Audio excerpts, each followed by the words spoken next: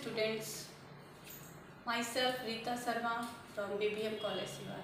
आप लोग सब घर में होंगे, सुरक्षित होंगे, इस उम्मीद के साथ थोड़ी पढ़ाई हो जाए। पाश्चात्य तर्कशास्त्र, ये मैंने एक PDF बना के 27 तारीख को व्हाट्सएप पे भेजा हूँ। और आज तर्कशास्त्र क्या है, यह हमें किस तरह से ज्ञान अर्जित करने को बाध्य करता है, इस पर चर्चा करेंगे। सर्वप्रथम इसे एक श्लोक के द्वारा मैं समझाने का प्रयास करूंगी, जो महर्षि सुखदेव द्वारा कहा गया है। युक्ति युक्तम वचो ग्राह्या वालादपि शुकादपि, युक्तिहीनम वचो त्याज्यम वृद्धादपि शुकादपि। इसका अर्थ है तर्क सम्मत वाणी ही ग्राह्य है, उचित है, भले ही वह किसी बालक द्वारा अथवा सूक तोता द्वारा ही क्यों न कहा गया हो।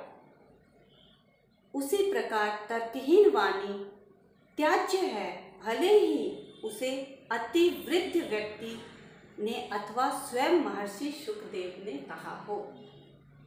इस श्लोक से साफ स्पष्ट होता है कि तर्कशास्त्र के अंतर्गत वही ज्ञान आती है जो तर्क की कसौटी पर खरी उतरे।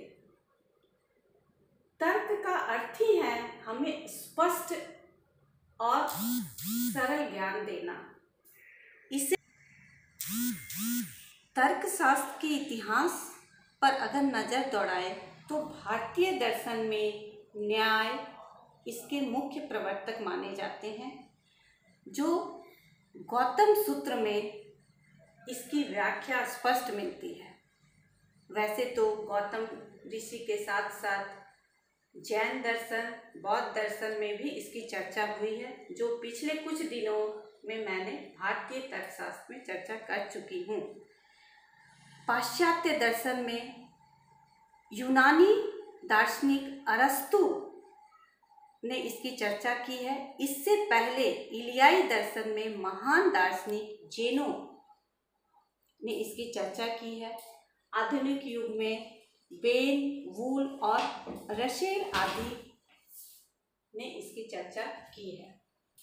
अब तर्कशास्त्र में चूंकि हम इससे पहले वाले नोट्स में बता चुकी हूँ, लिख चुकी हूँ कि तर्कशास्त्र में हम तर्क वाक्यों का अध्ययन करते हैं और तार्किक वाक्य भाषा में व्यक्त एक निर्णय है। निगमन तर्कशास्त्र के अंतर्गत तर्क वाक्यों का वर्गीकरण गुण एवं परिणाम के आधार पर करते हैं, जो हम यहाँ पे इसको आगे मैं इसको का स्पष्ट वर्णन करूंगी। ये हैं AEIO के रूप में चिन्हित किया जाता है। क्योंकि हम अभी प्रतीकात्मक तर्कशास्त्र पढ़ रहे हैं। प्रतीकात्मक यानी प्रतीक का अर्थ ही होता है चिन्ह या साइन। ये परंपरागत मत है, लेकिन आधुनिक प्रतीकात्मक तर्कशास्त्र के अंतर्गत निम्न प्रकार से इसकी व्याख्या हुई है, जो मैं यहाँ पर संक्षेप में चार्ट द्वारा बताने की चेष्टा कर रही हूँ। तर्कशास्त्र के 3 पार्ट हैं: सरल, यौगिक, सामान्य। सरल में वही सरल भाषा, राम एक मनुष्य है, राम ईमानदार है, इस तरह की भाषा सरल में आती है। यौगिक के 4 पार्ट हैं, 4 भाग में इसे विभक्त किया गया है। पहला संयोजक, दूसरा वियोजन, निषेधात्मक, आपातिक या फिर सोपाधिक। ये जो है एक तरह से इसका प्रतीक चिन्ह मैंने यहाँ पे दी हूँ, क्योंकि मैंने इसे क्लास में भी बहुत ही विस्तृत तरीके से समझा चुकी हूँ। और यहाँ संक्षेप में, चूँकि वीडियो इतना बड़ा तैयार नहीं हो पा रहा है, इसलिए संक्षेप में मैंने इस चार्ट के द्वारा बताने की चेष्टा की हूँ। संयोजक, वियोजक का साइन, संयोजक का साइन, निषेधात्मक का साइन, प्रतीक चिन्ह और आपातिक का। अब सामान्य की चर्चा करें तो देखिए ये 4 भाग में विभक्त है। पूर्णव्यापी भावात्मक, जिसे ए कहा जाता है प्रतीक के तौर पे, चिन्ह के तौर पे। पूर्णव्यापी निषेधात्मक, जिसे ई कहा जाता है। अंशव्यापी, जिसे आई। अंशव्यापी भावात्मक, अंशव्यापी निषेधात्मक, जिसे ओ से चिन्हित करते हैं। अब ये ओ ए ई आई ओ क्या है, इसे एक उदाहरण के द्वारा समझा जा सकता है। ए, सबसे पहले हम ए देखें।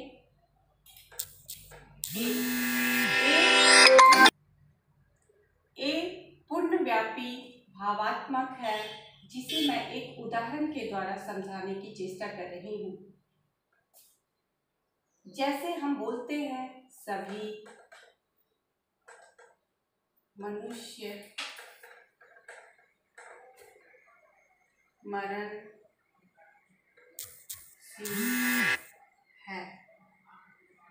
ये जो है ए जो है पूर्णव्यापी, सभी मरणशील है, भावात्मकता का चिन्ह है। सभी हो गया पूर्णव्यापी, मरणशील है ये हो गया भावात्मक वाक्य, भावात्मक शब्द हो गए। दूसरा है ई, ये इसका मैंने बताया था पूर्णव्यापी निषेधात्मक। जैसे मैं बोल सकती हूँ कोई भी मनुष्य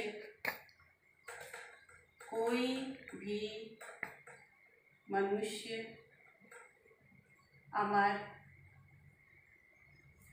नहीं है। यह क्या है, कोई भी सभी की ओर हमें इंडिकेट कर रहा है। कोई भी मतलब एक भी नहीं, मनुष्य अमर नहीं है अर्थात मरणशील है, तो ये अमर नहीं है निषेधात्मकता का प्रतीक है। और तीसरा है आई, जिसे मैंने बताया अंशव्यापी भावात्मक। इसे मैं इस तरह से कह सकता हूँ, कुछ मनुष्य ईमानदार हैं। ये जो है कुछ जो है अंश व्यापी वाक्य की ओर इंडिकेट कर रहा है, और ईमानदार है ये भावात्मकता की ओर हमें चिन्हित कर रहा है। अब ये चौथा हो गया ओ। ओ का मैंने बताया था अंशव्यापी निषेधात्मक। हम कह सकते हैं कुछ विद्यार्थी तेज नहीं है। ये जो है अंशव्यापी का प्रतीक है, और तेज नहीं है ये जो है निषेधात्मकता की ओर इशारा कर रहा है। ए ई आई ओ सर्वव्यापी भावात्मक, सर्वव्यापी निषेधात्मक, अंशव्यापी भावात्मक, अंशव्यापी निषेधात्मक, ये चार जो है सामान्य के अंतर्गत आते हैं, जिसे लॉजिक में हमें आगे जाके इसकी विस्तृत व्याख्या इसी चार के आधार पर ही हम लॉजिक के प्रश्नों का हल कर पाएंगे। इसे मैं पीडीएफ के माध्यम से भी भेज रही हूँ, इसे आप एक बार देख लीजिएगा, याद कर लीजिएगा, ताकि मैं अगले क्लास में पूछूं कि आपने इसे याद किया कि नहीं। इसके आधार पर कुछ प्रश्नों को हम हल करेंगे। आज हमने क्या पढ़ा, तर्कशास्त्र, इसके 3 पार्ट, सरल, यौगिक एवं सामान्य। इसके अंतर्गत 3 चीजें,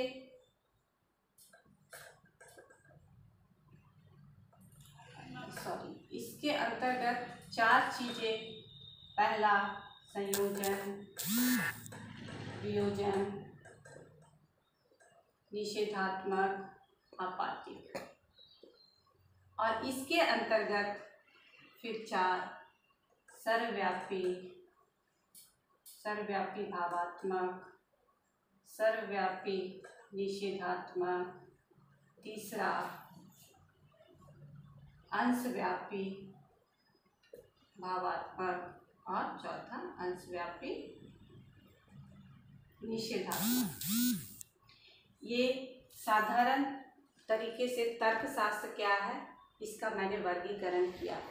कल कुछ तार्किकों ने इसे दूसरे तरह से वर्गीकृत किया है, उसकी चर्चा करेंगे। आज के लिए इतना काफ़ी है। आप इसे मैं PDF के द्वारा भेज रही हूँ, जिसे आप नोट करके इसके बावजूद आज जो समझाए हैं उस पर ध्यान देंगे, और इसके बावजूद आपको कोई परेशानी हो, दिक्कत हो तो कल इसको हम क्लियर कर देंगे। Okay, thank you.